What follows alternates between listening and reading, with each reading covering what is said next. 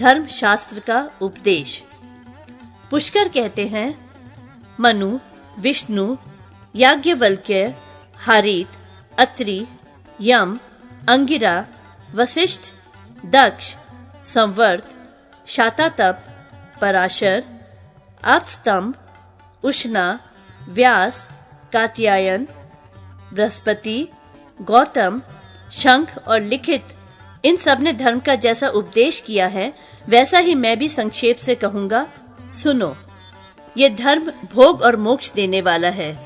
वैदिक कर्म दो प्रकार का है, एक प्रवृत्त और दूसरा निवृत्त। कामना युक्त कर्म को प्रवृत्त कर्म कहते हैं। ज्ञान पूर्वक निष्काम भाव से जो कर्म किया जाता है उसका नाम निवृत्त कर्म है। वेदाभ्यास, तप, ज्ञान, इंद्रिय संयम, अहिंसा तथा गुरु सेवा ये परम उत्तम कर्म निश्रेयस मोक्ष रूप कल्याण के साधक हैं। इन सब में भी आत्मज्ञान सबसे उत्तम बताया गया है। वे संपूर्ण विद्याओं में श्रेष्ठ है। उससे अमृतत्व की प्राप्ति होती है। संपूर्ण भूतों में आत्मा को और आत्मा में संपूर्ण भूतों को समान भाव से देखते हुए जो आत्मा का ही यजन आराधन करता है वह स्वराज्य अर्थात मोक्ष को प्राप्त होता है। आत्मज्ञान तथा शम मनोनिग्रह, इसके लिए सदा यत्नशील रहना चाहिए। ये सामर्थ्य या अधिकार द्विज मात्र को विशेषतः ब्राह्मण को प्राप्त है, जो वेद शास्त्र के अर्थ का तत्वज्ञ होकर जिस किसी भी आश्रम में निवास करता है वह इसी लोक में रहते हुए ब्रह्म भाव को प्राप्त हो जाता है। यदि नया अन्न तैयार हो गया हो तो श्रावण मास की पूर्णिमा को अथवा श्रवण नक्षत्र से युक्त दिन को अथवा हस्त नक्षत्र से युक्त श्रावण शुक्ला पंचमी को अपनी शाखा के अनुकूल प्रचलित गृह सूत्र की विधि के अनुसार वेदों का नियम पूर्वक अध्ययन प्रारंभ करे। यदि श्रावण मास में नई फसल तैयार न हो तो जब वह तैयार हो जाए तभी भाद्रपद मास में श्रवण नक्षत्र युक्त दिन को वेदों का उपाकर्म करे और उस समय से लेकर लगातार 4.5 मास तक वेदों का अध्ययन चालू रखे। फिर पौष मास में रोहिणी नक्षत्र के दिन अथवा अष्टका तिथि को नगर या गांव के बाहर जल के समीप अपने ग्रहोक्त विधान से वेद अध्ययन का उत्सर्ग त्याग करे। यदि भाद्रपद मास में वेद अध्ययन प्रारंभ किया गया हो तो माघ शुक्ला प्रतिपदा को उत्सर्जन करना चाहिए। ऐसा मनु का कथन है। शिष्य, ऋत्विज, गुरु और बंधुजन इनकी मृत्यु होने पर 3 दिन तक अध्ययन बंद रखना चाहिए। उपाकर्म, वेद अध्ययन का प्रारंभ और उत्सर्जन, अध्ययन की समाप्ति, जिस दिन हो उससे 3 दिन तक अध्ययन बंद रखना चाहिए। अपनी शाखा का अध्ययन करने वाले विद्वान की मृत्यु होने पर भी 3 दिनों तक अनअध्याय रखना चाहिए।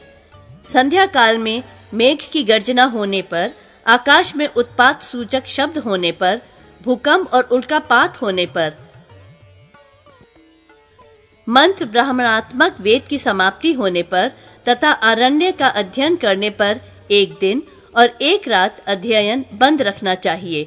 पूर्णिमा, चतुर्दशी, अष्टमी तथा चंद्र ग्रहण, सूर्य ग्रहण के दिन भी 1 दिन रात का अनध्याय रखना उचित है। 2 ऋतुओं की संधि में आई हुई प्रतिपदा तिथि को तथा श्राद्ध भोजन एवं श्राद्ध का प्रतिग्रह स्वीकार करने पर भी 1 दिन रात अध्ययन बंद रखें। यदि स्वाध्याय करने वालों के बीच में कोई पशु, मेंढक, नेवला, कुत्ता, सर्प, बिलाव और चूहा आ जाए तो 1 दिन रात का अनध्याय होता है। जब इंद्रध्वज की पताका उतारी जाए उस दिन तथा जब इंद्रध्वज फहराया जाए उस दिन भी पूरे दिन रात का अनध्याय होना चाहिए।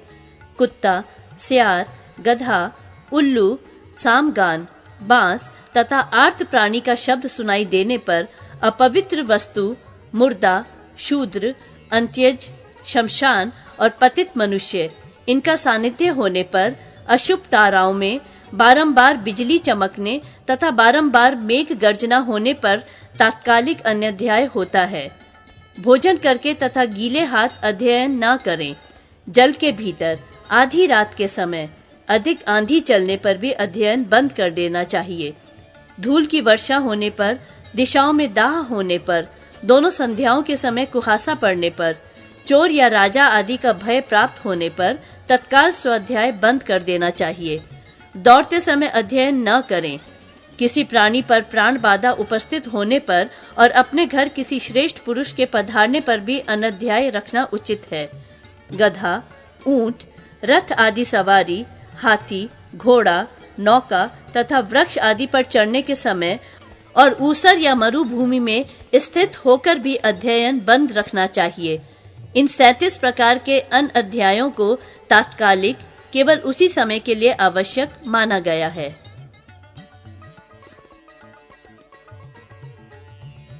श्राद्ध कल्प का वर्णन।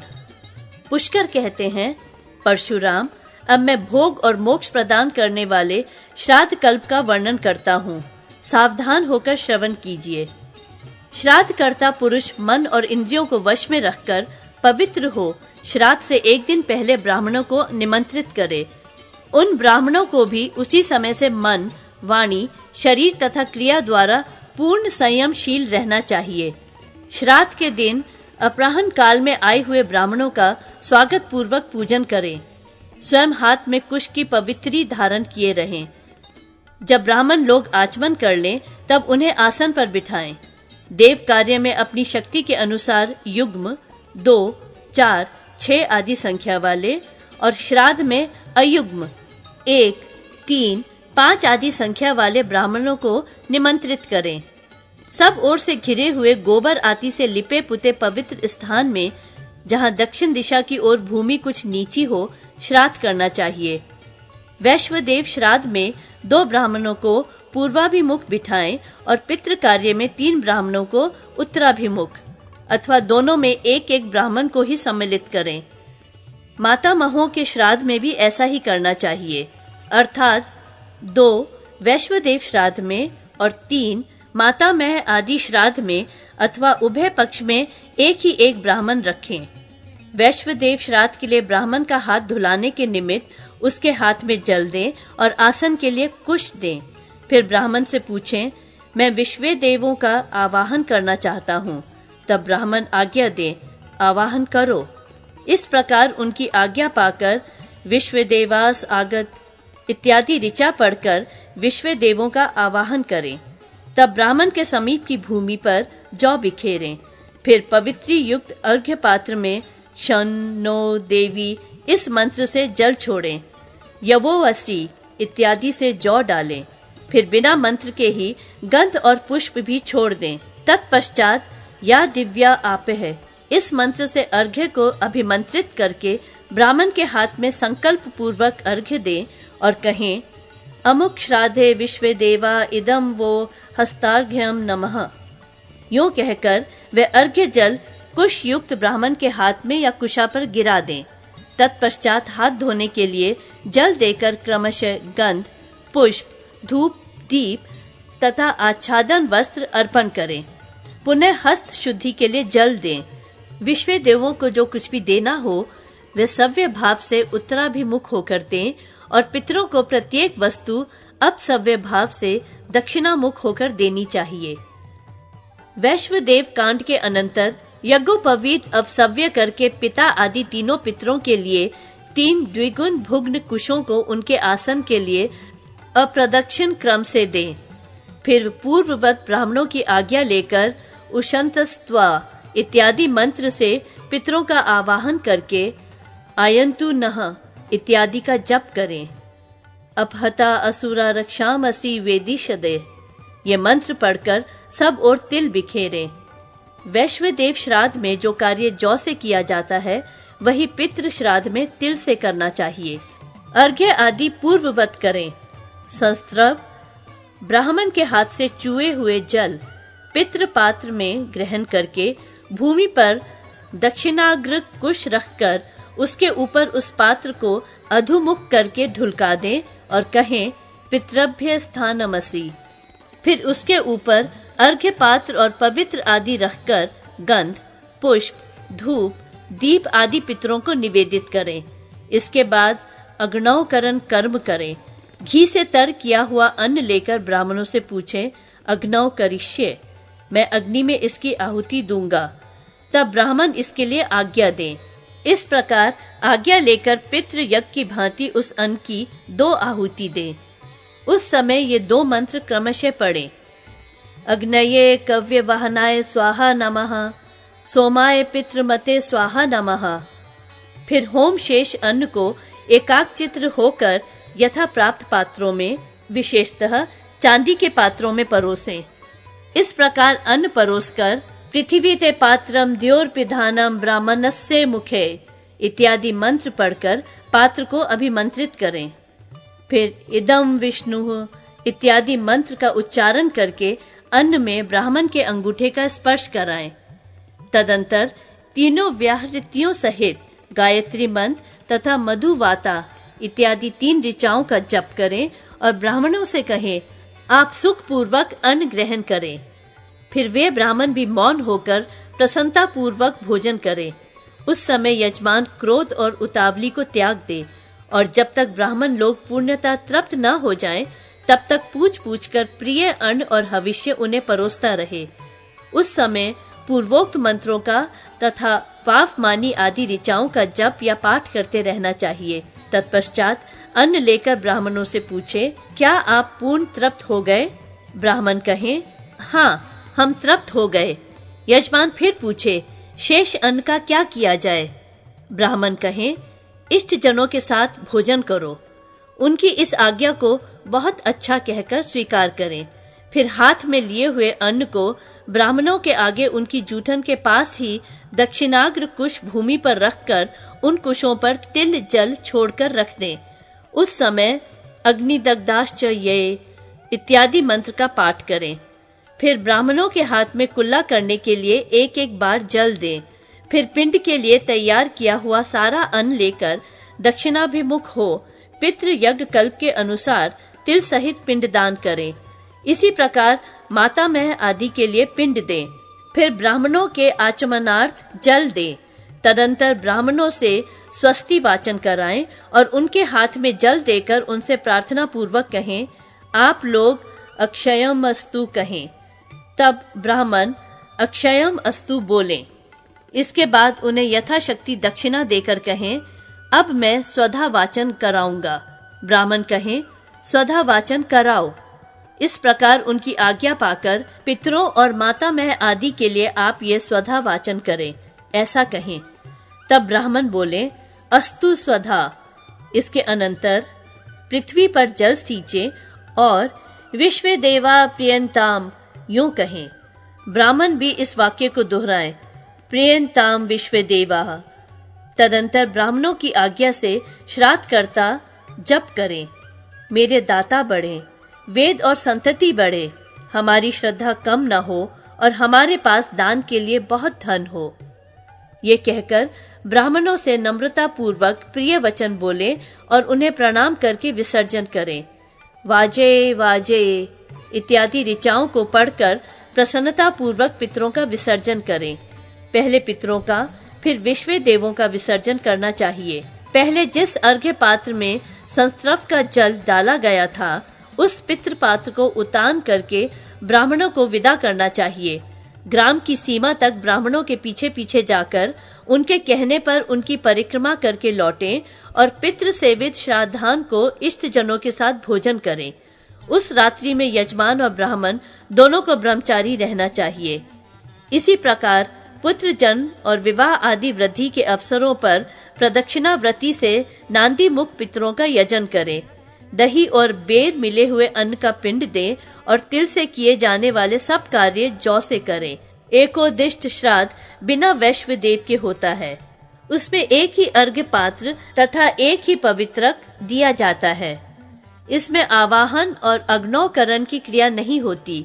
सब कार्य जनेऊ को अपसव्य रखकर किए जाते हैं। अक्षयमस्तु के स्थान में उपतिष्ठ ताम का प्रयोग करें।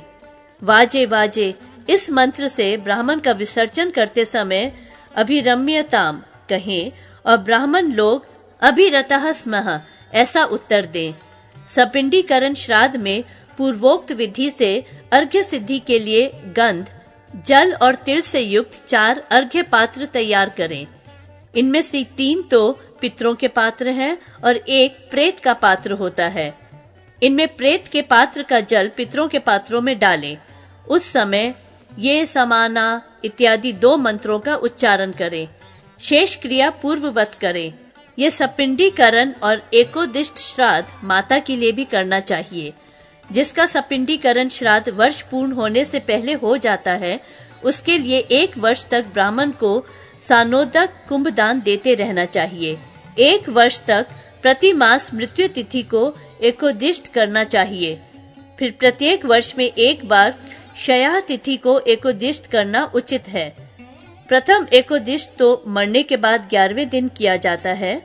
सभी श्राद्धों में पिंडों को गाय, बकरे अथवा लेने की इच्छा वाले ब्राह्मण को दे देना चाहिए अथवा उन्हें अग्नि में या अगाध जल में डाल देना चाहिए। जब तक ब्राह्मण लोग भोजन करके वहां से उठ न जाएं, तब तक उचित स्थान पर झाड़ू न लगाएं। श्राद्ध में हविष्यान के दान से 1 मास तक और खीर देने से 1 वर्ष तक पितरों की तृप्ति बनी रहती है। भाद्रपद कृष्णा त्रयोदशी को विशेषतः मघा नक्षत्र का योग होने पर जो कुछ पितरों के निमित्त दिया जाता है वह अक्षय होता है। 1 चतुर्दशी को छोड़कर प्रतिपदा से अमावस्या तक की 14 तिथियों में श्राद्ध दान करने वाला पुरुष क्रमशः इन 14 फलों को पाता है। रूपशील युक्त कन्या, बुद्धिमान तथा रूपवान दामाद, पशु, श्रेष्ठ पुत्र, द्यूत विजय, खेती में लाभ, व्यापार में लाभ, 2 खुर और 1 खुर वाले पशु, ब्रह्म तेज से संपन्न पुत्र, सुवर्ण, रजत, कुप्यक, त्रपु सीसा आदि, जातियों में श्रेष्ठता और संपूर्ण मनोरथ। जो लोग शस्त्र द्वारा मारे गए हों, उन्हीं के लिए उस चतुर्दशी तिथि को श्राद्ध प्रदान किया जाता है। स्वर्ग, संतान, ओज, शौर्य, क्षेत्र, बल, पुत्र, श्रेष्ठता, सौभाग्य, समृद्धि, प्रधानता, शुभ, प्रवर्त चक्रता, अप्रतिहत शासन, वाणिज्य आदि, निरोगता, यश, शोकहीनता, परम गति, धन, विद्या, चिकित्सा में सफलता, कुप्य, त्रपु सीसा आदि, गौ, बकरी, भेड़, अश्व तथा आयु, इन 27 प्रकार के काम्य पदार्थों को क्रमशः वही पाता है जो कृतिका से लेकर भरणी पर्यंत प्रत्येक नक्षत्र में विधि पूर्वक श्राद्ध करता है तथा आस्तिक, श्रद्धालु एवं मत मात्सर्य आदि दोषों से रहित होता है। वसु, रुद्र और आदित्य ये 3 प्रकार के पितर श्राद्ध के देवता हैं। ये श्राद्ध से संतुष्ट किए जाने पर मनुष्यों के पितरों को तृप्त करते हैं। जब पितर तृप्त होते हैं तब वे मनुष्यों को आयु, प्रजा, धन, विद्या, स्वर्ग, मोक्ष, सुख तथा राज्य प्रदान करते हैं।